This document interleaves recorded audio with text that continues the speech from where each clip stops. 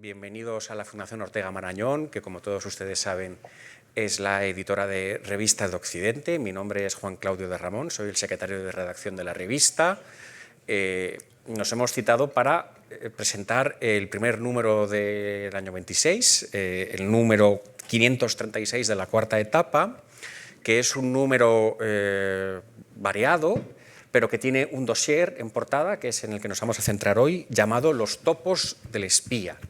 Este número tiene un instigador, o casi mejor decir, un agente provocador, que es la persona que tengo sentada aquí a mi izquierda, Pablo de Lora, buen amigo mío, una persona que es muy conocida en los ambientes intelectuales madrileños y españoles, diría, por muchas razones, y que es catedrático de Filosofía del Derecho en la Universidad Autónoma de Madrid, y que el año pasado, yo creo, fue cuando estábamos aquí presentando el número de enero del año 25, un número que era sobre las poéticas del caminar. Recuerdo bien que al terminar esa presentación, Pablo se me acercó y me dijo, oye, o sea, a él le había motivado ver que habíamos hecho un número, pues bueno, con un coordinador externo, ¿no?, que en aquel momento era Miguel Ángel Ortiz, y me dijo, oye, yo podría proponer un tema de dossier para la revista de Occidente. Y, por supuesto, Fernando Vallespín, que nos acompaña hoy, y yo mismo le dijimos que, por supuesto, que adelante, que sería un honor. Y Pablo me sorprendió, porque yo no sabía realmente que, o sea, conociendo a Pablo, hubiera imaginado que él quería dedicar un número a temas de bioética, donde es una persona que ha estudiado mucho, ¿no?, o a cualquier dilema de la filosofía del derecho, que es realmente tu campo, ¿no?, y donde eres realmente una de las voces más respetadas. Y lo que sugeriste fue hacer un número sobre espías. Yo no sabía que a ti el mundo del espionaje te llamaba la atención, y mi primera pregunta, Pablo, es ¿cuándo te nace esta fascinación por el tema del espionaje?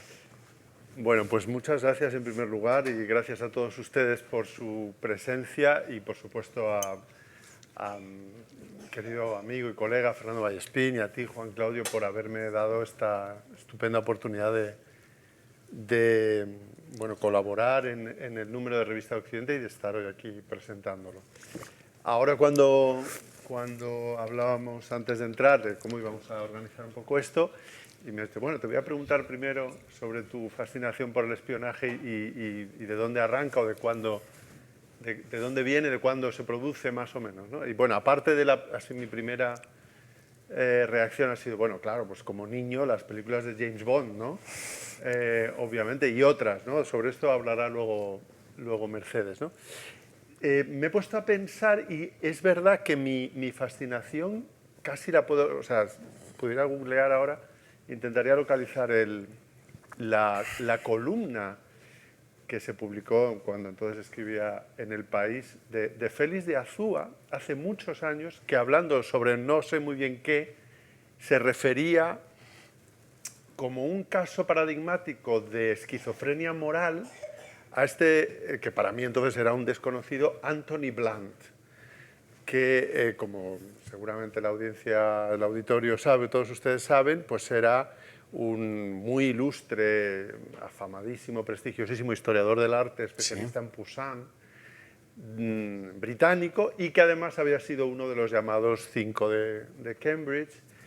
Y entonces lo que venía a decir en esta tribuna Félix de Azúa es cómo este señor puede por las mañanas tranquilamente estar enseñándole a la reina las colecciones reales, y por la tarde contándole al KGB quién es quién en Berlín Oriental o en Praga, y que al día siguiente aparecían colgados de un puente, ¿no? Entonces ahí empecé yo como a decir, anda, qué interesante esto. Bueno, entonces tuve una época en la que sí me interesó mucho este personaje, y por supuesto Kim Philby y el resto de los que se fueron y tal. Y luego en los últimos años decías, bueno, esto qué curioso. Bueno, pues en la filosofía política, en las últimas décadas, claro, está el tema recurrente de la razón de Estado, que justificaría las prácticas del espionaje y del contraespionaje y demás, que esto es un tema eterno. Y luego es verdad que en cierto vecindario de esa filosofía política y moral se han publicado algunas cosas, sobre todo en el contexto de la revisión de la doctrina de la guerra justa, sobre la justificabilidad del espionaje, concretamente un libro que a mí me ha gustado mucho, de Cécile Fabre. Y bueno, eso es lo que en ese momento me incitó a mí a incitarte a ti. Yo debo decir que yo hoy vengo disfrazado de uno de los 5 de Cambridge. No, O sea, no. yo me he dicho, pues, Anthony Blunt, ¿no? Pues el chaleco, el tuit, ¿no? La corbata, ¿no? O sea, yo me quería ambientar un poco, ¿no? No solo ser tan atildado en mi día a día, pero he considerado que hoy podía vestirme de espía. Anthony Blunt, por cierto, tiene una guía de las iglesias barrocas de Roma, que yo manejé cuando estuve destinado en la embajada en Italia, y que es un auténtico plomo. O sea, yo sabía, yo conocía la historia de Anthony Blunt y yo pues, me leía sus entradas para las iglesias de Roma y pensé que en Moscú se debían morir de aburrimiento con sus informes. De todas maneras, es verdad que tú en tu artículo has conseguido hacerte venir el tema del espionaje a tu campo, que es el campo de los dilemas ético-jurídicos, y tu artículo, que yo lo digo, lo he dicho desde que lo he leído, lo voy diciendo, y es que creo que es un artículo que va a ser referencia entre juristas, ¿no? Porque yo creo que te planteas un problema de derecho penal y arriesgas una opinión, y yo creo que a partir de ahora en el campo la gente tendrá que posicionarse y decir estoy de acuerdo con Delora o no estoy de acuerdo con Delora. Entonces le introduzco el tema, ¿no? A ti lo que te interesa es la llamada trampa de miel. Que yo no sé si esto es una acuñación tuya o está ya recibido en el mundo del espionaje. Está en la literatura, por lo menos en la que yo he manejado. Claro. Entonces, la trampa de miel es cuando el espía, o más a menudo, o quizá no tan a menudo, la espía, entra en una relación sexual con el espiado, ¿no? Para sonsacarle información, ¿no? Hemos tenido en España casos recientes, ¿no? De infiltración de agentes de la policía en grupos donde acaban teniendo relaciones sexuales, y tú lo que te preguntas desde la filosofía del derecho y desde el derecho penal es hasta qué punto el espía que se acuesta con el espiado es un agresor sexual y debe responder ante la justicia por un delito de violación o de agresión sexual. Este es el planteamiento y tú arriesgas una conclusión, pero a partir de ahora ya te dejo que expliques al público cómo llegas a la conclusión, por qué absuelves o por qué condenas al espía sexy, claro, al espía seductor. Seductor, bueno. Claro, la trampa de miel también es un clásico del cine y de toda esta literatura, porque parece obvio, bueno, y hasta en una ilustración que quieres, yo creo que te animaría, Juan Claudio, a que luego digas algo sobre ella, porque es una parte del número que también tiene interés y ha tenido su pequeña encrucijada, ¿no? Hay una ilustración en el número, no sé si alguno la ha visto ya, que es perfecta para reflejar esto de la trampa de la miel, o la trampa de miel, y cómo se puede aprovechar. Yo, claro, hasta donde sabía, y cualquiera puede intuir, pero bueno, la trampa de miel siempre la atienden ellas, o sea, suelen ser ellas las pérfidas, el caso Prófumo, y tanto, Mata Hari, por supuesto, y tantas otras. Pero héteme aquí que también hay algunos ellos, ¿no?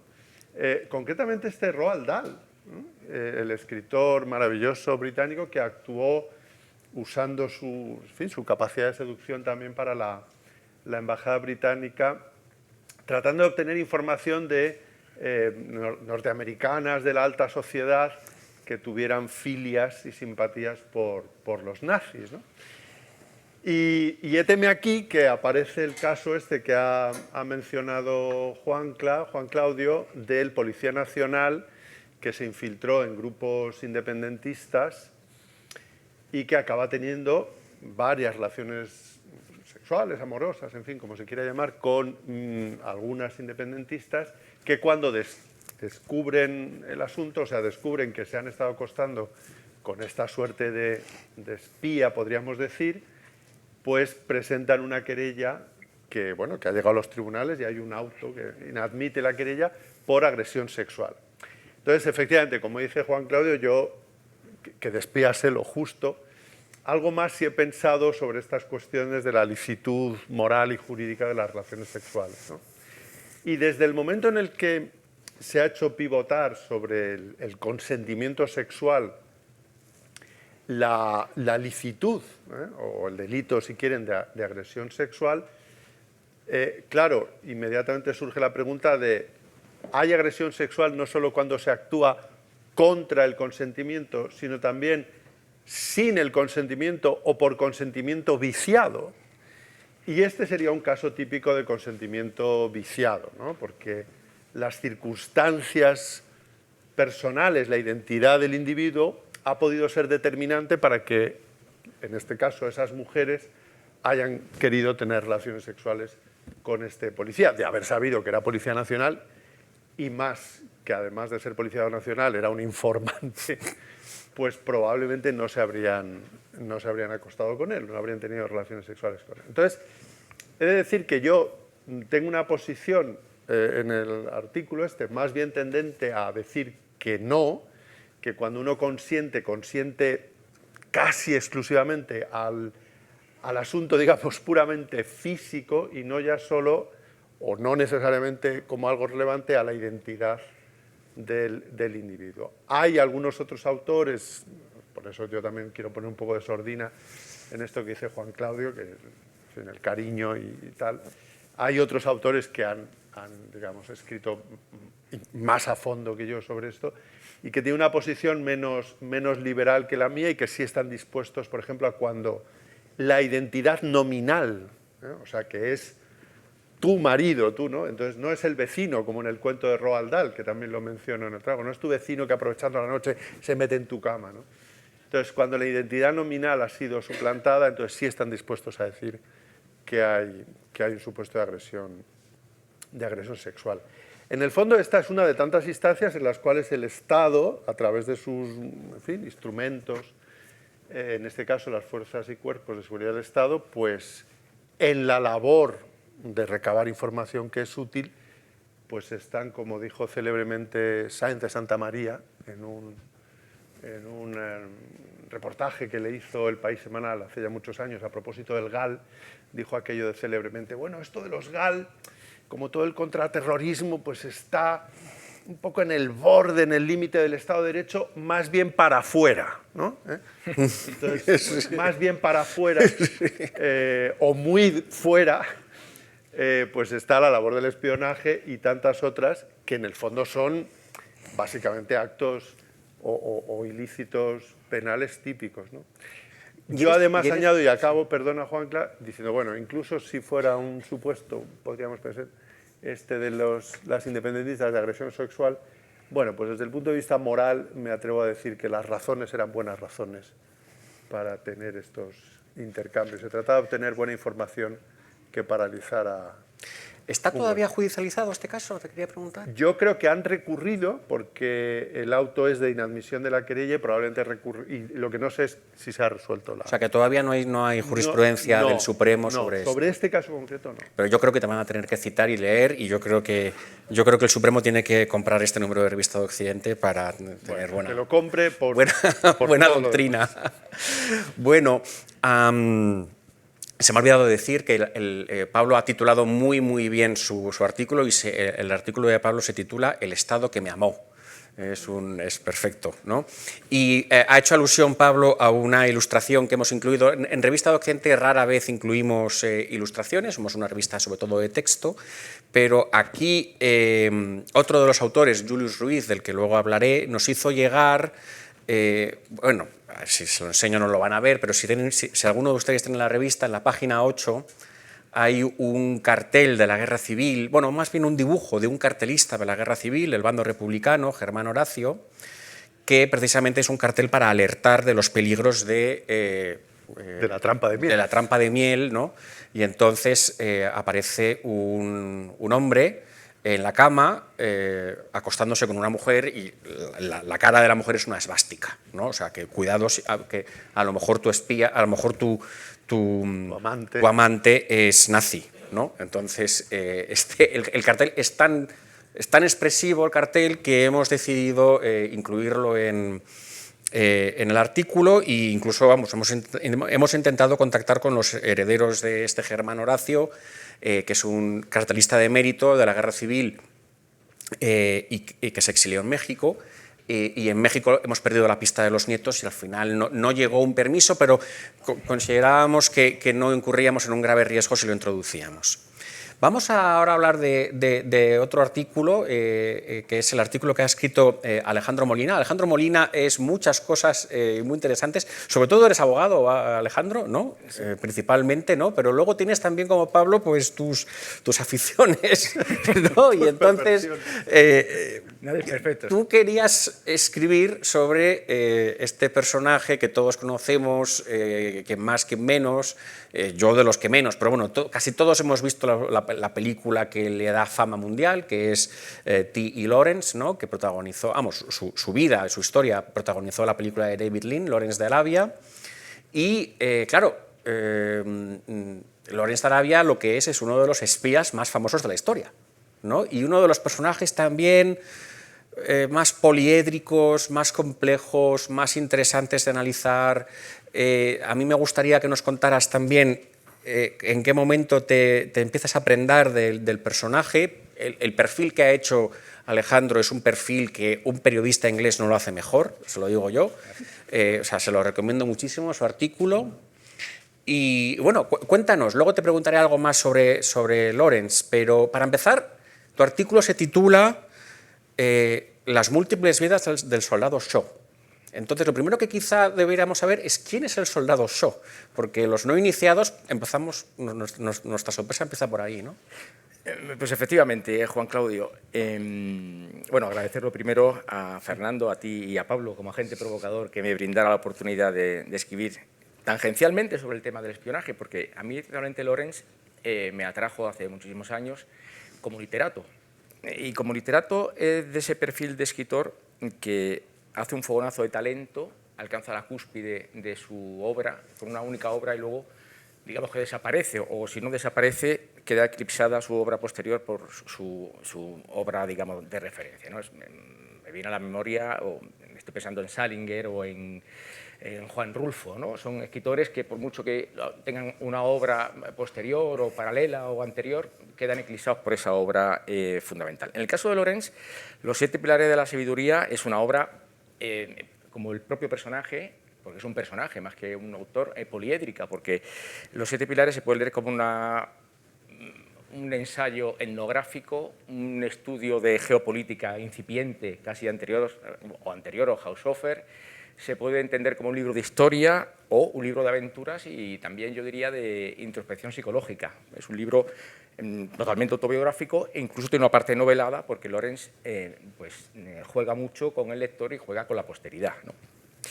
El libro de Lawrence luego tuvo un par de obras que son menores. Bueno, Rebelión en el desierto es una obra pastiche que se publicó porque su editor quiso darle popularidad a Los siete pilares de la sabiduría, que es una obra muy extensa, y entonces hizo una especie de reducción. Yo no sé si en España me parece que hay alguna traducción de los años 60 o 70 que se habrá reeditado, que se llama Rebelión en el desierto. Y luego tiene una obra muy menor que se titula El troquel, que es un poco el relato de su vida cuartelaria, porque él, ahora hablaremos un poquito en unos segundos sobre eso, él tuvo, después de ser mundialmente conocido, se reenganchó en el ejército bajo varias identidades falsas porque no se desenvolvía bien en la vida civil una vez termina la guerra, ¿no? Es un paradigma del soldado que vuelve del frente o tiene el trauma de la guerra, no se supo integrar bien en la vida civil y entonces él primero ingresó en el cuerpo de tanques y luego en la RAF. Bueno, primero en la RAF lo expulsaron porque fue un escándalo, se supo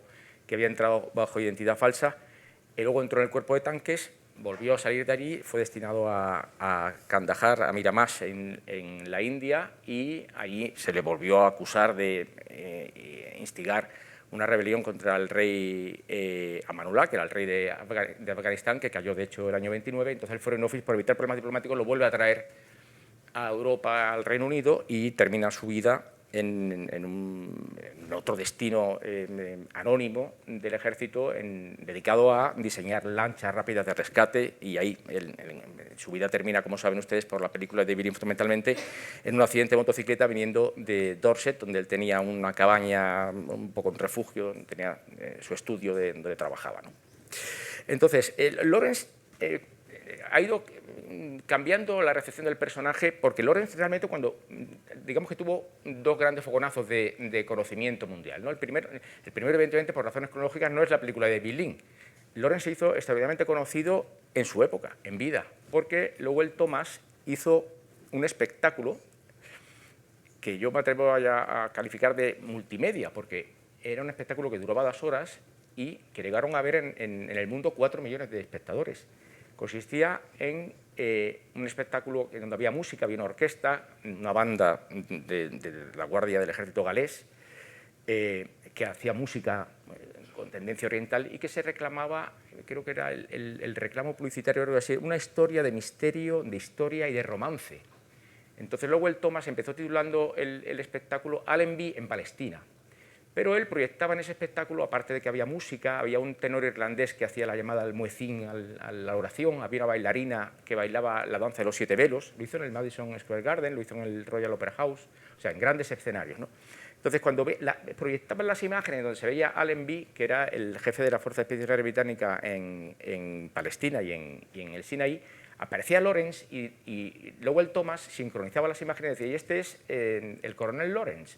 Y él veía que eso a la gente le gustaba, eso de que hubiera un británico ahí a la usanza árabe vestido, que se hubiera infiltrado, de manera que le cambió el título al espectáculo, entonces se llamó Allenby en Palestina y Lawrence de Arabia, y de ahí viene el nombre. Eso le causó a Lawrence, que era un personaje con un pequeño tour de force personal entre la timidez y el exhibicionismo, porque él no quería aparecer en eso, pero por ejemplo iba en secreto al Royal Albert Hall en Londres a ver cómo era el espectáculo y se ponía en el fondo, y hay una carta que le escribe a Lowell Thomas y dice, estuve en su espectáculo anoche y menos mal que las luces estaban apagadas porque pasé mucha vergüenza, ¿no? Pero al mismo tiempo él era un poco exhibicionista en eso, al punto que, y no quiero adelantar demasiado del contenido del artículo, que es lo que lo vertebra, el famoso episodio de Derá, que en la película de David Lean es bastante más explícito de lo que yo recordaba, lo he revisitado hace mucho tiempo que no veía la película, el episodio de Derá, en donde él cuenta en los 7 pilares que es objeto de una agresión física y sexual, la historiografía no tiene muy claro si ese episodio no se lo inventó también Lawrence, como un personaje realmente enigmático, ¿no? Porque inventarse ese episodio de Derá y luego toda su vida o sus dobles identidades, tanto personales con identidad de nombre como sus dobles vidas, que cuento un poco en el artículo, pues es casi pensar en una proyección de su personaje para la posteridad riéndose del espectador, ¿no? Porque hay historiografía y hay foros de historiadores que dicen que no hay ninguna corroboración de que él fuera agredido sexualmente en Derá, y que eso lo pudo meter, la única fuente es su propia palabra escrita, lo pudo meter como una forma de explicación de su comportamiento depresivo. Escribe Los 7 pilares en el año 22, se publica en el año 24, explicar un poco eso y darle un poco de dramatismo histórico o dramatismo heroico a su papel en la rebelión árabe. Luego cambió, efectivamente, cambió oficialmente en el Reino Unido, se cambia con escritura pública de nombre, ingresó en el cuerpo de la RAF bajo el nombre de Ross, luego se cambió a Shaw. Robert Graves lo atribuye a que en el ejército a veces se organizan las listas y las llamadas al orden y en el recuento por los apellidos, de manera que la R y la S estaban al final. Y su idea de pasar desapercibido pues, pudiera ser, según Robert Graves, que es de los primeros biógrafos y que contó con su colaboración en la biografía, podría ser esa una de las razones. Y bueno, y por concluir eso, incluso el episodio que vertebra su biografía en la parte más, no tanto interesante, sino psicológica, ¿no? de introspección psicológica, pudiera incluso, no cabe descartar que fuera un episodio inventado, ¿no? El que dio lugar a que luego él, cuando vuelve de las conferencias de paz de París y del Cairo, bueno, no le quiero yo adelantar eso, pero él se inventa un nuevo personaje de un sobrino que ha estafado a un tío suyo y a través de un juego epistolar convence a un soldado con pocas luces en el cuerpo de tanques para que le administre unos castigos punitivos que tiene a su vez que contar al tío imaginario, el administrador del castigo, relatando si agradeció el castigo, si chilló mucho o poco, es una historia un poco truculenta, pero que tiene interés no tanto por el morbo que podría ser la expresividad sexual del propio Lawrence, sino por lo que tiene de vivencia o reproducción de la vivencia del episodio de Herat, si es que ese episodio fue cierto, ¿no?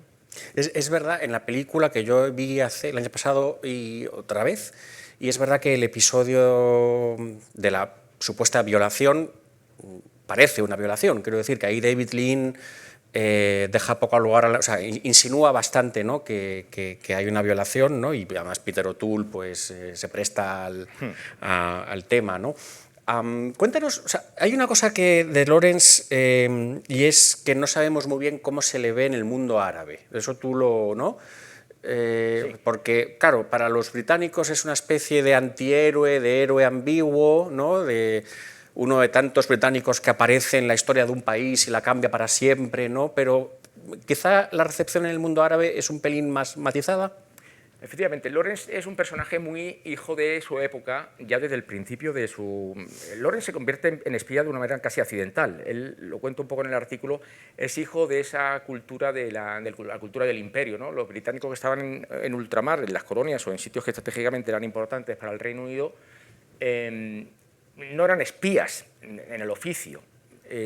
Pero eran tíos que cuando estaban de viaje en la India o en Afganistán o en zonas que podían ser de interés estratégico, y como fundamentalmente eran viajeros, pero también lo hacían los misioneros, ¿no? Eran viajeros o hombres de negocios, lo que ellos conocían o tenían conocimiento de algo que pudiera ser relevante, iban al cónsul y se lo contaban.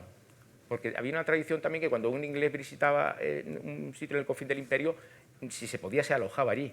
Hay un libro que se llama Viaje a una guerra de Christopher Isherwood, que lo escribe con Winston Auden, en donde se llama Viaje a una guerra, los mandan, me parece que es The Guardian, los mandan a cubrir la guerra chino-japonesa.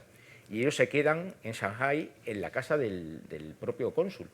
Y por las noches salen y van a saunas de chicos y tal, y ellos sabían que tenían un espía detrás, pero les dejaban hacer, había un laissez-faire para que ellos luego le contaran, pues estuvimos en una recepción y había un hombre de negocio japonés o lo que sea, ¿no?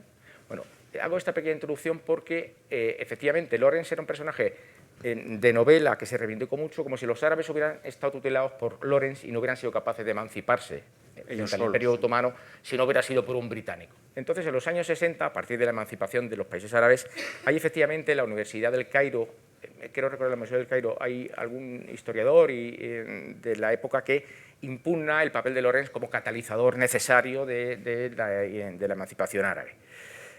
A Lawrence se le concibe en el mundo árabe como un elemento del imperio, incluso como un elemento facilitador del establecimiento del Estado de Israel en Palestina, lo cual no es cierto porque primero Lawrence, en el año 48, por razones, muere mucho antes, murió en el año 35, no pudo participar en eso, pero incluso él gestionó, hizo de intérprete entre Weizmann, que era el representante del sionismo internacional, con Faisal, para incluso en Palestina establecer el hogar judío allí, que había previsto la declaración Balfour. Incluso hay un sobrino de Robert Graves que tiene una biografía menor, pero habla incluso de un número, se habló incluso de un número de judíos de la diáspora que iban a ir a vivir allí. Y Faisal da un sí condicionado. Si hay una independencia árabe de la dinastía hashemita y se establece allí y no están tutelados y tal, bueno, todo eso, como saben ustedes, se va al garete con el Tratado de Sykes-Picot, la Conferencia de París, y entonces Faisal la marcha atrás, su hermano Abdullah quedó de rey en Jordania y él el de rey en Irak, y entonces eso no llegó a buen puerto. Pero efectivamente él no solamente no es un elemento sionista, sino que él trata de llegar a esa especie de acuerdo. Entonces, en el mundo árabe no se le ve con la fascinación que le vemos los occidentales, ¿no? A Lawrence. Hay una visión mucho más crítica. Bueno, personaje fascinante en cualquier caso, recomiendo mucho el artículo de Alejandro. Y ahora hablamos del artículo de Mercedes de Brián. Yo desde que llegué a Revista de Occidente tenía la misión de atraer a Mercedes a la revista porque la considero una de las escritoras más dotadas que hay en España, con mejor pluma, pero también con mejores ideas y además muy amena y muy divertida. Cuando la llamamos nos costó un poco convencerla porque ella pensaba que en Revista de Occidente todo tiene que ser serio y profundo, y yo ya le dije que no, que todo tiene que ser riguroso, pero también tiene que ser divertido, ¿no? Y que hay espacio para el humor. Y Pablo estaba seguro de que alguien tenía que tratar el tema de la recepción del espionaje en el mundo popular, ¿no? Porque claro, es que el espía es una figura pop también, ¿no? Pues, que los niños conocen, ¿no? Y que los adultos conocemos a través de su popularización por el cine, y entonces le pedimos a Mercedes que nos escribiera sobre este tema y lo hizo, y su artículo, que lleva por título "De la gabardina al gadget, cuando espiar era un oficio elegante", ¿no? Pues pone el foco precisamente en ese estereotipo del espía, pero que es un estereotipo equívoco, ¿no? Porque parte de tu artículo, Mercedes, lo dedicas a decir que no es lo mismo el detective que el espía, que son dos personajes que confundimos un poco, ¿no? Bueno, me alegra mucho que hayáis insistido, porque hubo una insistencia y al final, porque es un honor estar aquí en la revista de Occidente, en la cubierta.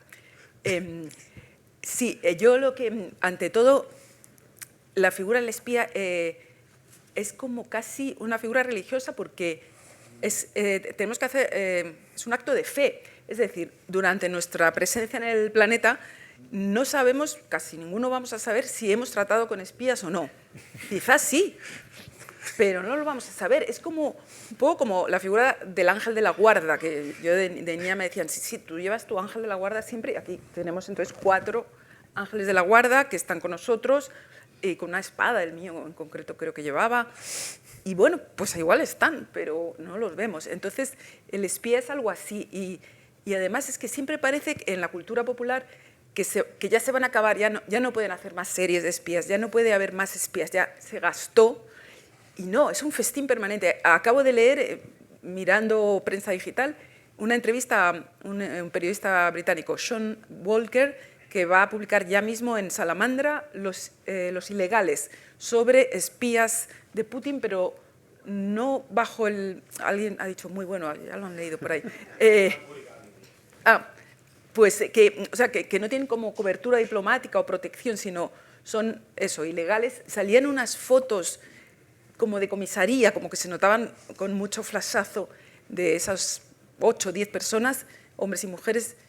Pensaba, qué vulgares son, ya no es como antes espiar, pero bueno, siempre va a haber espías. Entonces, la gran diferencia con el detective, porque al principio yo pensaba, bueno, me están pidiendo un poco de costumbrismo, ¿no? De nuestras ideas de los espías, de lo que representa un espía, o sea, el lenguaje secreto, todo eso que tenemos en mente desde la infancia, que yo consumí libros, leí libros de cómo hacer de espías, ¿no? Que hay muchos. Martin Gardner tiene el idioma de los espías, el lenguaje de los espías, estos códigos que hay para disimular mensajes cifrados, etc. Entonces, a veces se confunde un poco con el detective, que es una figura más vulgar porque sí puede decir quién es. O sea, es como, hola, soy investigador secreto, soy detective. Entonces ya la gracia del espía es que no puede decirlo. Y ahí a veces yo misma tenía un poco de lío en un poco la parodia de detectives y espías, que muchas veces hay una gabardina, un periódico grande con 2 agujeros, pero pienso que es más bien el detective, no el espía, quien tiene que usar ese tipo de objetos de su profesión. Voy a leer un fragmento de tu texto, porque cuando dices que efectivamente te habían regalado, siendo niña, el libro de cómo hacer de espías, ¿no? Y que tú te aplicaste mucho, ¿no? Y entonces dices, en el libro te animaban también a observar los posibles movimientos sospechosos en tu vecindario. Yo lo hice, pero mis informes eran decepcionantes. La señora del segundo izquierda ha bajado por el pan 2 veces hoy. En el portal hay huellas de zapatillas deportivas. Ninguna potencia extranjera se habría molestado en sobornarme para obtener esa información. Pero yo anotaba todo con rigor, convencida de que algo pasaría o de que con mis apuntes yo misma convocaría esos sucesos. Con el tiempo entendí que aquel manual de espionaje no servía para detectar nada, salvo la mediocridad de lo cotidiano. Que es una frase muy profunda, o sea, quiero decir que realmente, o sea, que al final quizá te entrenó un poco como escritora también, ¿no? O sea, para aprender a ver cosas, ¿no? Entiendo que cuando alguien busca espías a su alrededor, fuerza la mirada, ¿no? O investigar implica forzar un poco la mirada y claro, hay una... se puede enloquecer. Pienso en John Nash, ¿no? Yo he visto solo la película, ¿no? Creo que hay también literatura, bueno, novela o autobiografía, no sé, al respecto, el matemático de Una mente maravillosa, que enloquecía viendo códigos donde no los había, ¿no? Si quiero pensar que dentro de nuestro dossier de espías a lo mejor hay unos mensajes secretos, pues enloquezco, ¿no? Pensando, no, cada 4 palabras es, cada 5, o a veces cambia la clave. ¿Dónde aparece? En el ISBN está escrito cada cuántas palabras, bueno, no sé. Entonces siempre se fuerza la mirada y la realidad es un poco decepcionante porque no suele haber nada. Es un delirio al final, no hay nada, y por lo tanto yo creo que sí, eso te forma para decir, bueno, pues habrá que hacer ficciones, si la realidad es tan decepcionante. Bueno, me has hecho venir a la cabeza una de mis novelas favoritas de Graham Greene, Nuestro hombre en La Habana, en la que el MI6, ¿no? Es el que opera fuera, ¿no? Y el MI5 es el que... El MI6 contrata a un buen hombre, a un paisano, a un británico en La Habana para que espíe, y él no encuentra nada que espiar y les envía a Londres los dibujos, diagramas de una supuesta bomba que están fabricando los cubanos, que en realidad es su aspiradora, ¿no? Entonces al final, claro, la tensión crece, ¿no? Pero al final él está enviando, pues eso, los planos de un electrodoméstico, ¿no? No, está muy bien, y tiene razón en que, y esta es una de las cosas que también habría que decir, ¿no? Que los espías no pasan de moda, siguen existiendo. Ahora con Venezuela es evidente que desde hace un año había agentes de la CIA en Venezuela, en Caracas, preparando la operación de extracción de Maduro. Sin ninguna duda hay espías ahora mismo israelíes en Irán, intentando provocar algo. En el Reino Unido han detenido hace bastante poco a algunos espías que estaban trabajando para China, que por cierto, claro, ahora hay que tener cuidado porque te puedes convertir en espía incluso sin saberlo, ¿no? Porque si viene un gobierno, y esto es lo que ha ocurrido en el Reino Unido, si viene, por ejemplo, China, y China te ofrece una cantidad generosísima por un informe que tú puedes disfrazar de consultoría, porque en el fondo, si a mí ahora los chinos me dicen, oye, haz un informe sobre lo que ocurre en España, ¿no? Y entonces yo les escribo 20 páginas solamente de lo que, de mis propias impresiones leyendo los periódicos, ¿no? ¿Eso es espiar para China o no es espiar para China? Al parecer tienen el dilema ahora en el Reino Unido porque, claro, los gobiernos que quieren reclutar espías disfrazan el espionaje de una especie de consultoría, ¿no? Y, claro, pagan tales cantidades que poco a poco te van metiendo en su red, ¿no? Al parecer no han conseguido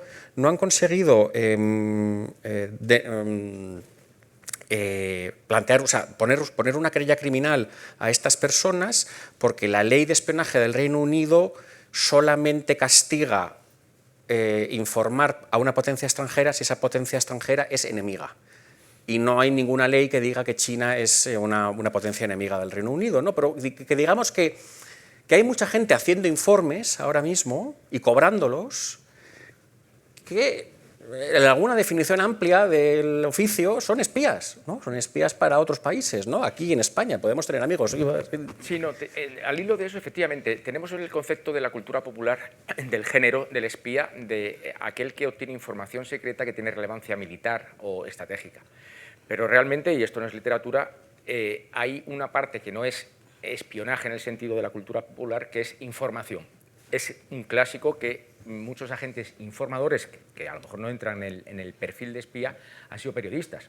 Y es lógico, porque ahora ya los medios de comunicación de masas permiten la inmediatez del acceso a la información, pero en los años 30, estar de agregado o de corresponsal en la Guerra Civil Española, por ejemplo, Wistarauden me parece que incluso casi le condecora a Franco, cuando era un tipo de izquierdas que estaba comprometido, se llegó a casar con una hija de Thomas Mann para salvarla del nazismo. O sea, ese perfil de informante no es espía en el concepto de la cultura, no es James Bond, pero sí es un tío que pasa una información muy valiosa y toma el pulso en los cenáculos de los países todavía hoy. Vas a una cena de una gran empresa y allí puede haber información que no fluye con tanta facilidad. Yo creo que los norteamericanos, con esta, bueno, no creo yo, con estas restricciones a las empresas chinas en Estados Unidos, están pensando en eso, a TikTok, a otras empresas. Yo estoy convencido que hay muchísimos chinos en Silicon Valley que, sin ser espías, pues sí tienen esa cultura del imperio que parecía que ya estaría en desuso, ¿no? Que ellos sí que tienen una fidelidad a su país y que en un momento determinado, si tienen que dar una información que, sin ser secreta, de información clasificada, sí puede ser interesante, ¿no? Al hilo de esto me estaba yo acordando ahora que tuve hace unos años un estudiante que acabó en Oxford haciendo una maestría en filosofía política y me contaba que hace ya unos años, a lo mejor esto ha cambiado, pero las maestrías en Oxford y supongo que en Cambridge también, y en otras universidades de informática, digamos, había algunas especialidades, concretamente la criptografía y cosas así, que tenían vedado la admisión de estudiantes de Rusia y China. Claro. O sea que, claro, por ahí van los tiros, ¿no? Sí, sí, sí. No, sin duda, cuando uno es nacional del Estado que quiere espiar, pues está bajo sospecha. Pero yo también estoy pensando en estados, en nacionales del Estado espiado, que por una buena cantidad, por un cheque generoso, te hace un informe y poco a poco empiezas a meterte dentro, ya empiezas a generar unas dependencias y unas clientelas, ¿no? Y eso yo creo que está a la orden del día, aunque parezca que no. Bueno, hay un cuarto artículo en el dossier que lo firma el historiador británico, pero de ascendencia española, Julius Ruiz, que escribe un artículo que yo también creo que va a ser de consulta obligada sobre los servicios de inteligencia y contrainteligencia en España durante la Guerra Civil, la quinta columna, la famosa quinta columna, ¿no? Cuánto hay de mito y cuánto hay de realidad en ella. Estoy muy contento de que Pablo consiguiera el artículo de Julius, porque creo que enriquece muchísimo el texto. Julius pues, es profesor en Edimburgo, no ha podido venir, pero recomiendo mucho su artículo. ¿Quieres decir algo del artículo de Julius, Pablo? No, antes de que se me olvide, quiero decir que pocas veces yo no he tenido, creo que nunca o casi nunca, la encomienda de editar. Sí. Ni un número ni un conjunto de colaboraciones. Quizá porque estos señores no están en la academia, que es donde esto abunda, tengo que decir que jamás me había encontrado con personas que fueran a colaborar con, aparte de tanta profesionalidad, tanta diligencia en enviar los textos, y es muy de agradecer. Sí, y es muy infrecuente. ¿Verdad, Fernando? Y hasta, entonces quería romper una lanza también por claro, eso. no, sí, sí. Porque han sido ultra amables y diligentes. Claro, y bueno, y el texto de Julius te has encargado de traducirlo tú, ¿verdad? Sí, es verdad. Un texto, pero bueno, que con gusto también, ¿no? Sí, No, es un gran artículo y sobre un tema que nos interesa mucho, ¿no? Y bueno, quiero mencionar también que ya saben que la viñeta forma parte de un poco de la portada siempre, ¿no? La obra de artista que escogemos, que a veces no tiene mucha relación con el tema, otras veces sí. Y en este caso, pues hemos tenido la extraordinaria suerte de contar con una obra del pintor y poeta Pedro Casariego Córdoba, Pecascor, que, bueno, él nos dejó en los años 80, era una persona importante de la cultura emergente de la democracia española, y ya no está con nosotros, pero sus hermanos, Antón y sobre todo Martín, con los que tengo trato, nos han cedido obra de Pedro, que por cierto publicó en Revista de Occidente como autor en los años 80, y yo creo que la viñeta que nos han cedido, que es Las vidrieras son lágrimas, ¿verdad? Antón, ¿estás por aquí? ¿Se llama Las vidrieras son lágrimas? ¿Perdón? Sí, ¿no? Bueno, había otras opciones, pero este hombre que aparece y desaparece y que está fragmentado, realmente creo que se presta al tema de una manera idónea, y además Antón tuvo la idea de cedernos también unos dibujos en tinta que están dentro de la revista, en páginas interiores. Yo creo que desde el punto de vista estético es uno de los mejores números que hemos hecho, y espero que no sea la última vez que tengamos alguna viñeta de Pedro Casariego en la portada. El número se completa con textos fuera del dossier, El retorno de la verdad de Diego Garrocho es una contribución importante al debate sobre democracia y desinformación que se la recomiendo. Es un artículo muy informativo y que también toma partido en un debate importante, ¿no?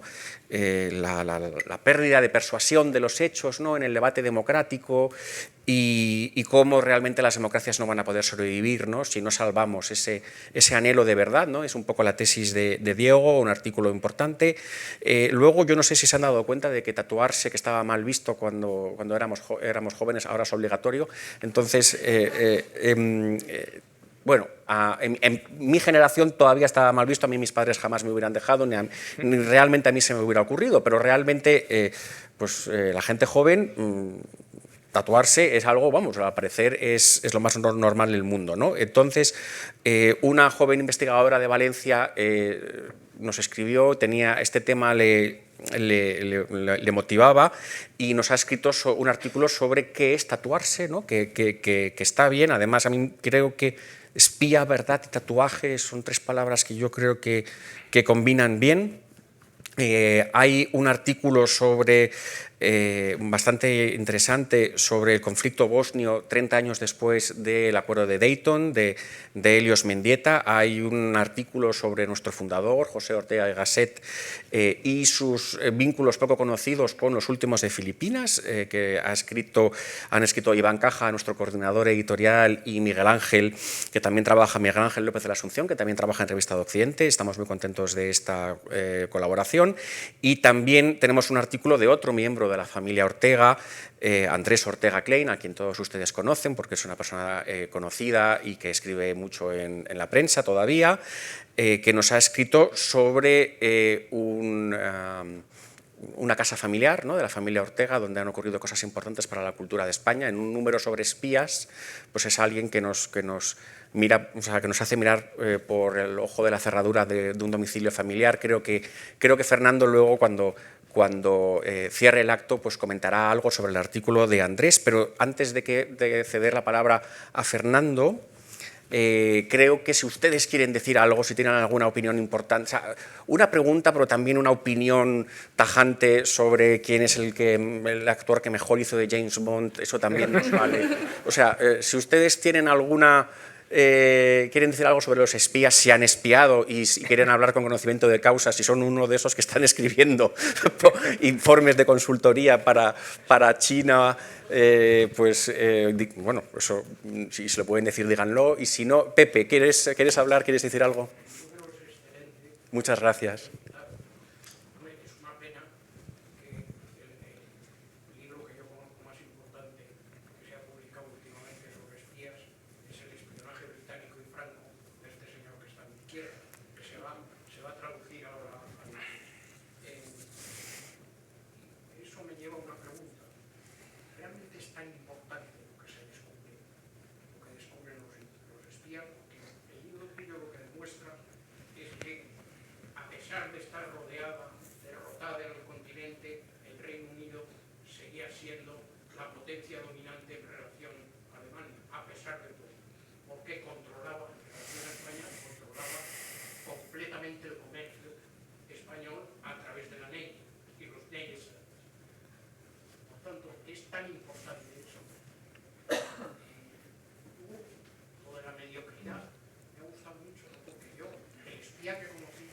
Ay, qué suerte. Era un señor que se llamaba Peter Russell, un gran cervantista en Oxford. Me dijo que bueno, ¿qué tal fue fue espía en el Caribe? Very boring job, porque sobre todo eso era mediocre. Lo que consistía es en recoger cosas de los periódicos, cosas relativamente irrelevantes. Luego una cosa respecto a Lawrence de Arabia. Yo conocí bastante a su hermano y comí con él para nada. Aparte de estar en sus manos, comí con él varias veces en Park Lane, no por mí, sino por Victorio Campo, a través de Victorio Campo. Y a él, el episodio tortuoso, la tortura, la relación homosexual, digo, bueno, pero eso es lo normal en los public Sí, sí, también, sí, sí. ¿Por qué le han dado tanta importancia a la película? El hombre de la película no le gustó nada, le gustó mucho más el ensayo de Victoria sobre Marx. Ahí hay un componente que es el componente bastardo del orden. Efectivamente. No sé hasta qué punto eso a él le Sí. funcionó de una manera bastante directa. Efectivamente, Por fin, no, para terminar, sí. hombre, aparte de síndrome Mata-Hari, creo que el dinero es absolutamente fundamental en esto de los espías. Es muy agudo lo que ha dicho el secretario de revista, de que bueno, no se sabe muy bien si es espionaje o son informes sobre China o Venezuela de esos tipo Zapatero. No se sabe muy bien si uno es espía o no, y ahí hay un terreno nebuloso. A mí eso me parece propio de un diplomático. Sí, pero puede ser lucrativo, ¿no? Esa ambigüedad, ¿no? O sea, si tú puedes... No, el que sea lucrativo lo hace al mismo. Claro, claro, exacto. Y puedes, si puedes denegar con cierta razonabilidad, no, yo no soy espía, ¿no? Porque al fin y al cabo lo único que he hecho ha sido leer los periódicos e informar, ¿no? Pero bueno, estás informando a cambio de dinero, claro, efectivamente, la consultoría, ¿no? La zona gris en la que se mueven los espías ahora, ¿no? Pero, Alex. No, quería y tú casi que también. intervenga el autor, que me parece muy interesante, al hilo que hablábamos precisamente de los corresponsales que había en la Guerra Civil y todo esto, si va por ahí lo que querías. Bueno, con alusiones, no creen, Yo no te conocía de nada. Hice la crítica de tu libro porque me pareció el libro más importante sobre espionaje que se ha escrito en España hace mucho tiempo. ¿no creen que ayudaría a entender el mundo del espionaje si empezáramos a ver este mundo? Yo digo que es la última frontera de las relaciones internacionales. Es decir, cuando los estados no pueden establecer sus políticas a través de la diplomacia, ahí está el espionaje. Y debería entender que, bueno, además que es una actividad muy, muy antigua del Estado, desde Mesopotamia a Egipto, había actividades de espionaje. Debería entender también, en el caso de Lawrence, que más que hablar del espía de manera individual, hay que empezar a hablar de las redes que conforma el Estado para conseguir sus intereses. Lawrence formaba parte de una tradición desde el siglo XIX de las sociedades geográficas, que gracias a esas sociedades geográficas de imperio, bueno, que se produjeron en África, en Asia, y qué mejor que la actividad de un arqueólogo, Claro. una actividad encubierta de comerciantes, bueno, pues para llevar a cabo sus redes, ¿no? Y conseguir sus intereses. Y hay que hablar más bien de la gente, más que del espía, que es el último filón ya que está sobre el terreno, pero encima de ese agente hay todo un tramado del Estado para conseguir información. Yo es lo que me he encontrado de cómo funcionan los países a la hora de llevar a cabo sus sistemas de espionaje. Y ese agente, estoy de acuerdo con el profesor totalmente, lo que te ves en los informes es que las actividades, en un 90% de los casos, eran actividades aburridísimas. Siento rebajar el suflé, pero pasaban horas y horas y horas captando información. Yo me decía Pitágoras,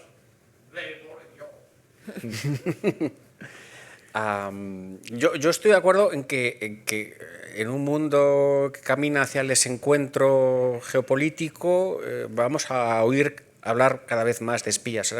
No es una figura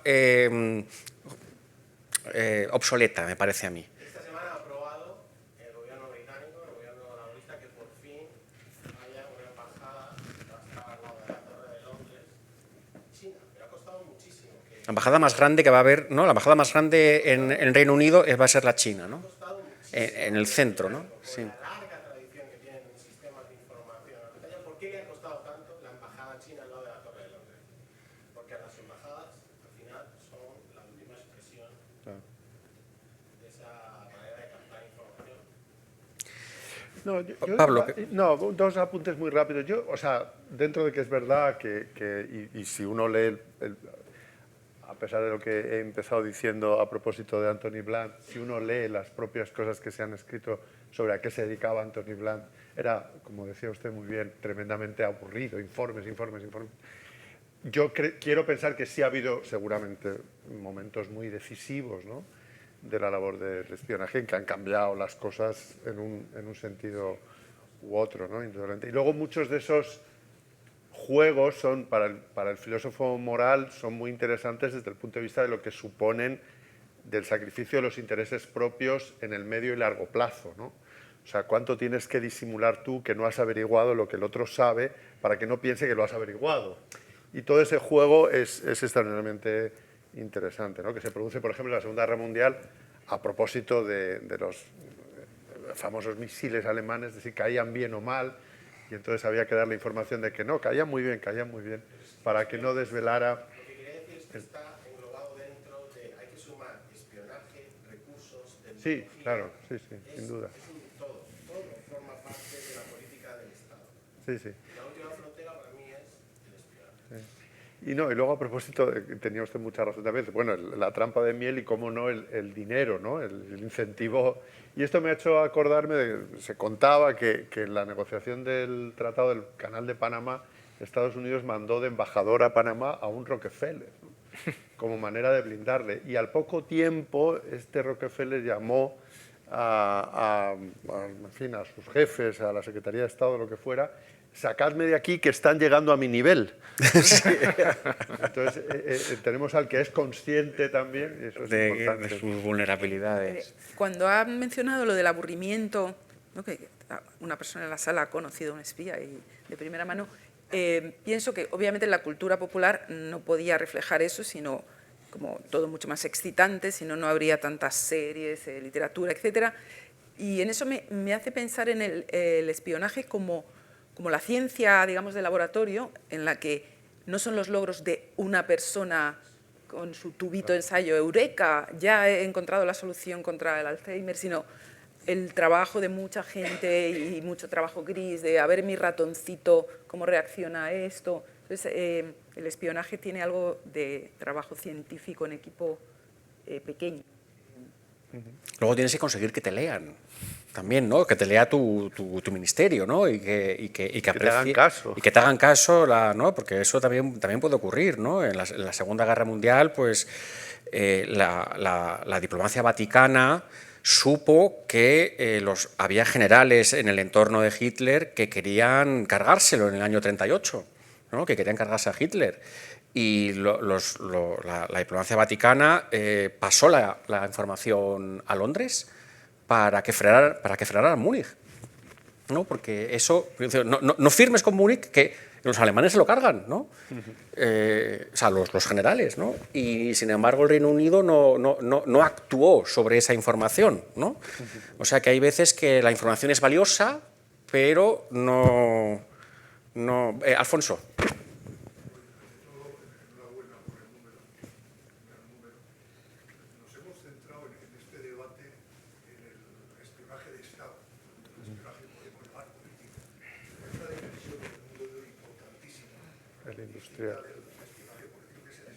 Industrial. La lucha a través de métodos de espionaje, las grandes corporaciones, las grandes empresas, para hacerse información que es muy relevante a los efectos del progreso tecnológico. Me gustaría que dijerais algo sobre este particular. Pues que habrá que hacer otro número. Sí, Tiene usted toda la razón. Sí. Yo sé entre poco y nada de espionaje industrial, pero es verdad lo que dices, Alfonso, que alguien quiere. Ese conglomerado de empresas alemanas que creó Aquella salida. en la época franquista, que era un conglomerado, un holding creado por la Alemania nazi, que económicamente, efectivamente, para extraer información, explotar recursos, y desde el punto de vista cultural también. Hay una batalla, fue una batalla de la Guerra Fría entre la Unión Soviética y la CIA, por ejemplo, introdujo muchos de las últimas novedades en literatura para socavar el régimen de la Unión Soviética. Es que es un todo. Pero lo que se refería, yo creo, más en concreto de luego traer a los estados es las industrias, las corporaciones, ¿no?, que también tienen su rama que no tiene nada que ver con nacional. Tengo lo último que acabo de encontrar es que hay una empresa, la gran empresa armamentística británica en España, desde la Primera Guerra Mundial, que era Vickers. Vickers elaboraba informes sobre la situación en España en el periodo entre guerras y en la guerra civil para los servicios de información británicos, y supuestamente era una empresa comercial. Sí, pero es que también, Sí, por pero- ejemplo, las empresas farmacéuticas, que no quiero sacarlas aquí para que nos hagan, pero que también unas se copian a otras, buscan por el beneficio económico. Y bueno, o sea, que en realidad un espionaje que es muy parecido en los métodos, seguramente, pero con intereses completamente diferentes. Completamente industriales. Una cosa interesante sobre el espionaje industrial es que hasta en España, al menos, hasta hace relativamente poco tiempo, no era ni siquiera una actividad ilícita penalmente. Se metió en el Código Penal el espionaje industrial hace poco tiempo. Si yo no me equivoco, es posterior a la reforma del año 95 del Código Penal. De manera que en España estaba tipificada, valga la palabra tipificada aquí impropiamente, la conducta del espionaje industrial por la revelación de secreto industrial en la Ley de Competencia Desleal, que tenía relevancia civil y que daba lugar a una indemnización y cesación de los actos de espionaje. Pero en el Código Penal no se mete el espionaje o la revelación de secretos empresariales hasta hace relativamente poco tiempo. No me quiero equivocar, pero igual no hace 10 años. O sea, ni siquiera estaba tipificado. Luego hay también espionaje industrial de Estado, podemos decir, ¿no? En la historia del siglo XX, pocas cosas más decisivas que el robo del secreto de cómo hacer una bomba nuclear por parte de Stalin, ¿no? O sea, porque eso fue, ¿no? Si no me equivoco, o sea, se robó, ¿no? Se robó información del proyecto Manhattan y la obtención de la bomba nuclear muy rápidamente por Stalin pues cambió el curso de la historia también, ¿no? Pablo. No, quería hablar precisamente de esto, porque no sé si se ha tratado algo que es importantísimo, esencial en la historia del siglo XX, que es el espía por fe. El espía por fe ideológica. El espía a favor de la Unión Soviética por en la causa del comunismo.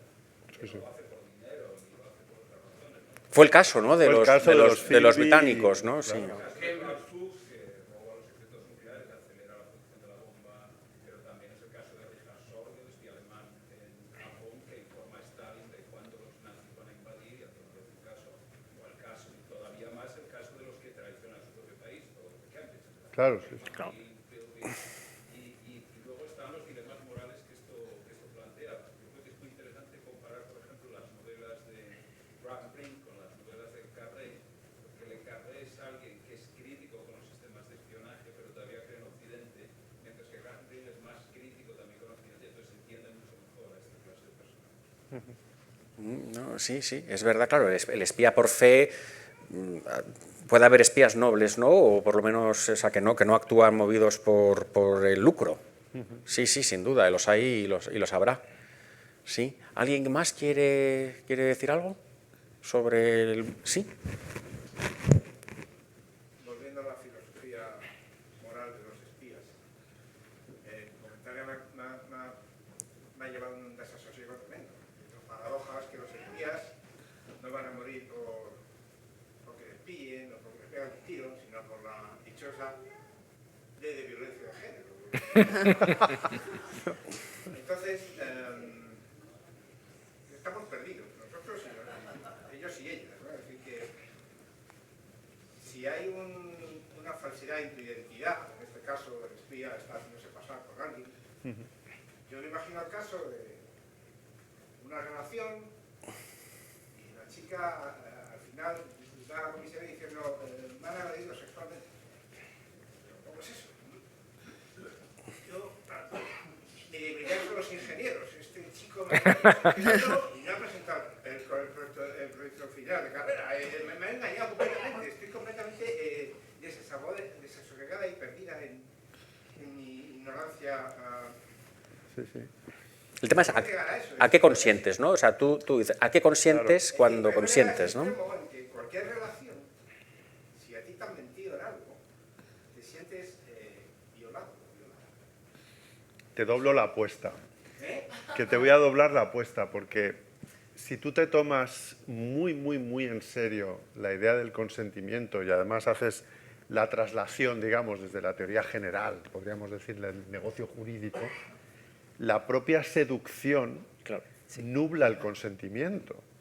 Entonces, en ese espectro que va de la seducción, o sea, alguien incluso ha dicho, los guapos siempre violan o algo así, extremándolo mucho, o las guapas. El espectro que va de la seducción a la violencia física es demasiado amplio como para que podamos hacer algunas diferencias importantes, ¿no? Entonces, si tú te has acostado con una persona que ha mentido sobre su identidad nominal, o sea, estaba muy oscuro y resulta que no era tu marido, sino el vecino, yo creo que legítimamente puedes decir me han agredido sexualmente. Pero si a ti alguien te ha prometido el oro y el moro y te ha dicho que ha terminado el trabajo de fin de grado en ICAI y en realidad viene de la Taco Bell University, que es mucho peor, pues uno diría esto a lo mejor es inmoral o no está bien, pero es el ruido de la vida y no... Claro, pero es lo que le ha dicho. De momento el juez ha dicho, no, esto de agresión sexual para nada. O sea, en el caso este, a falta de lo que hayan podido... Bueno, en fin, confiemos que no, porque sí es verdad que si no, todo es susceptible de... Lo cual también es muy injusto, porque metes en el mismo saco cosas que son absolutamente gravísimas, ¿no? Con bueno, pues las expectativas que todo el mundo más o menos sabe, que al menos en esos primeros compases, pues nadie empieza diciendo, oye, mira, ten cuidado, pues soy un maniático y tal. Bueno, algo más sencillo, tipo, tengo novia, estoy casada. Eso, claro. Por ejemplo, ha habido casos que han llegado a los tribunales también de mujeres israelíes que han conocido a alguien que se ha hecho pasar por judío y resulta que era musulmán. Y eso para ellas era muy definitivo, ¿no? Efectivamente. Yo lo que espero es que cuando el caso llegue al Supremo, en la deliberación, alguien reparta tu texto, ¿no? Y aumenten los suscriptores. Exacto, a la revista. Y la doctrina, sí, que quede citada incluso en la sentencia Revista de Occidente. Bueno, pues sí, yo creo que ha sido una charla animada. Si nadie quiere comentar más, pues tenemos aquí al director de la revista, a Fernando Vallespín, que suele cerrar el acto siempre.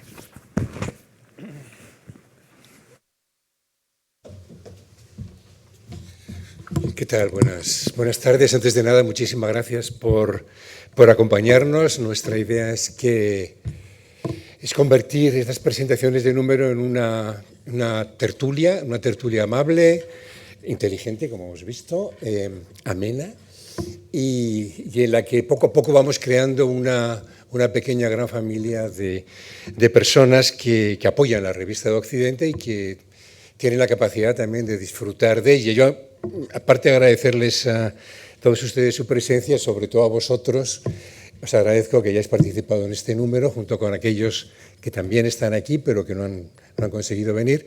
Pablo, creo que has hecho una coordinación excelente del número, aunque, no sé, el título es fantástico, ¿no? El Estado que me amó, pero que es James Bondiano, evidentemente. Pero claro, también yo creo que casi mejor hubiera sido igual con Licencia para amar. Aunque todo el mundo, porque claro, los agentes 00 eran los agentes que tenían licencia para matar. Y claro, se puede tener licencia para matar, como no se va a tener licencia para follar, ¿no? O sea, es decir, entonces ahí yo creo que ese título también hubiera sido interesante. Bueno, yo creo que tienes que haber puesto un poco en la discusión, claro, estas cosas a uno le llegan, pero le llegan siempre tarde, ¿no? Mi madre siempre decía eso, que el español piensa bien, pero tarde, ¿no? O sea, que es como una lechuza de Minerva con una ala coja, ¿no? Y entonces, al cabo de mucho tiempo es cuando por fin consigue elevarse, ¿no?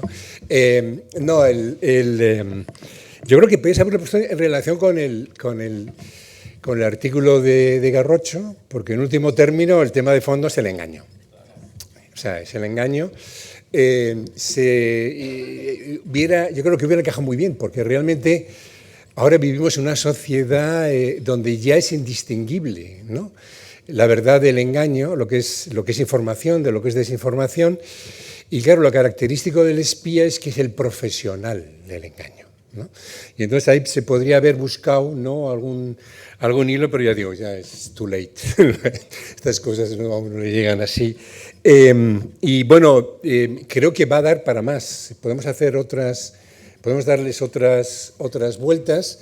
Hay otro punto que también me parece que los que se interesan en estos temas debíais reflexionar un poco, que es el tema del espionaje, no a través de las personas, sino de la electrónica, ¿no? O sea, que los gadgets estos los que tanto te divierten de James Bond, que ahora son objetos que tenemos todos en el bolsillo, pero que parecía que eso era, como Mercedes refleja muy bien ahí en su artículo, claro, la mayoría del espionaje industrial se hace a través del hackeo de las empresas. Parece ser que China ha obtenido patentes gratis durante decenas de años, desde el momento en que comenzó la informática, ¿no? Y bueno, Rusia también, ¿no? A través de la red, no a través de un espionaje programado, sino sin moverte de China, tú te podías penetrar, ¿no?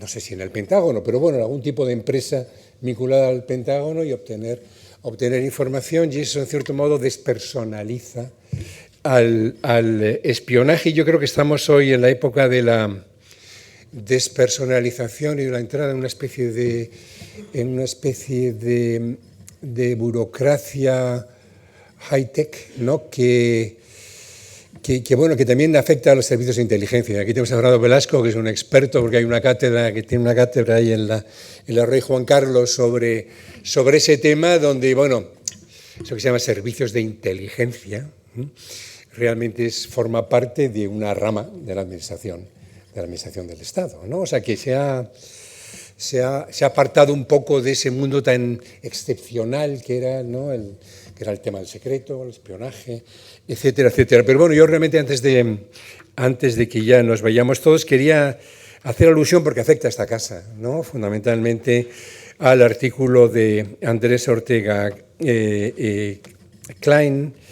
Yo lo pronuncio en la alemana, pero debería pronunciarse a la francesa, Klein, porque se refiere a Simón Ortega, o Simón Klein, originariamente, y a la casa, ¿no?, donde ella y su marido, pues, que alquilaron en Padilla 20, el título creo que es fantástico, Padilla o cómo la cocina alimentó la cultura, que sería ahí, por decirlo ahí en plan viscontiniano, es el retrato de familia al interno, o retrato de una élite, en el interior, ¿no?, a través de una casa, ¿no?, y a través de cómo en esa casa pues, se gestaron una serie de proyectos intelectuales. Aquí tenemos sentada a la directora de Alianza Editorial.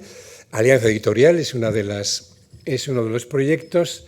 La primera oficina de Alianza Editorial estaba justo en el 4º piso de Padilla 20, de ahí pasó a la calle Milán y luego donde estáis ubicados ahora mismo, pero también ahí se proyectó, evidentemente, bueno, era un lugar donde acudía, por supuesto, porque lo alquilaron en el 48, donde acudía don José, el abuelo Andrés y de Pepe, evidentemente, y bueno, pues hace una narración, yo creo que muy simpática, porque vincula la casa con cenas y comidas, por tanto, con la cocina, cuya protagonista era la mujer Simón, que es la editora del libro ese de 1080 recetas de cocina.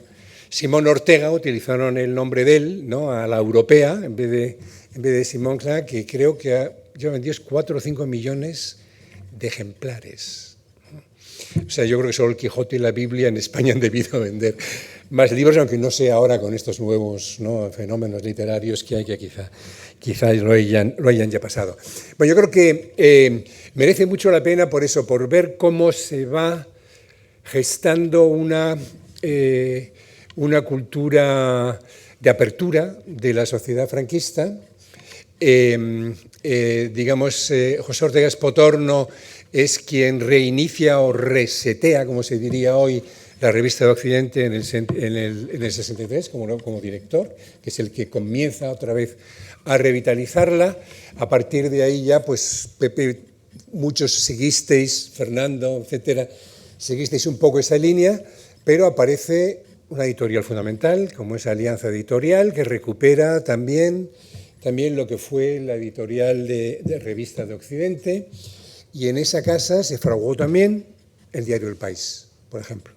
Y por ahí aparecían todos los personajes que contribuyeron de una manera u otra a generar, digamos, esa explosión, ¿no?, de la prensa, de la cultura, con personajes, él cita algunos, no voy a pasar revista porque si no nos podemos quedar aquí un buen rato, pero merece mucho la pena. Yo creo que porque está muy bien, porque hay, claro, uno de los puntos, precisamente por la afición de Simón, uno de los puntos está en esa conexión entre cocina y cultura, y todo en el interior de un piso amplio en el barrio de Salamanca. Bueno, creo que tenemos un compromiso, o tenéis un compromiso con la Revista de Occidente, que no sea la última vez que venís a visitarnos cuando presentamos un número. El próximo mes hablaremos de arte, que no es menos interesante que el espionaje. Muchísimas gracias de nuevo por su presencia.